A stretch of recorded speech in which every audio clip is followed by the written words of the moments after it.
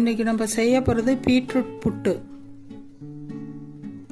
அதுக்கு தேவையான பொருள்: பச்சரிசி மாவு 200 கிராம், தேங்காய் 1 கப், ஏலக்காய், உப்பு, சர்க்கரை, நெய் 2 ஸ்பூன், பீட்ரூட்டு அரைச்சி வச்சுருக்கோம்.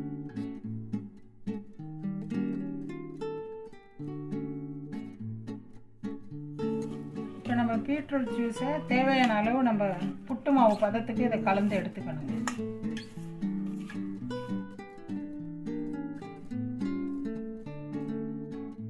தண்ணி ஊற்றி தட்டு முழுகிற அளவுக்கு தண்ணி ஊற்றி வச்சுருக்குறாங்க. இப்போ நெய் தடவி இட்லி தட்டில் இதுக்குள்ளே வச்சு கொஞ்சம் தேங்காய் எல்லாத்துலேயும் அடியில் போட்டுக்கலாம்.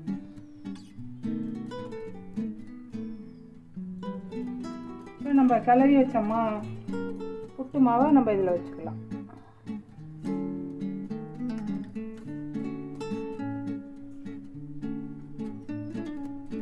இப்போ நம்ம மூடி போட்டு இதை வேக போட்டுடலாம். ஆவி வர வரைக்கும் தாங்க வேகணும். மூடி போட்டு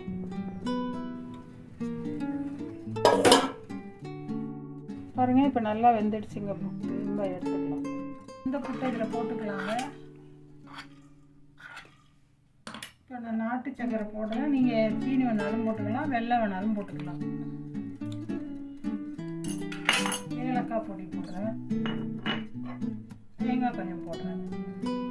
இப்போ நல்லா கிண்டிக்கலாங்க. ரெடி ஆகிடுச்சு. இதோ பாருங்கள், சுவையான புட்டு ரெடி. உங்கள் வீட்லேயும் செய்து பார்த்துட்டு எப்படி இருந்ததுன்னு சொல்லுங்கள்.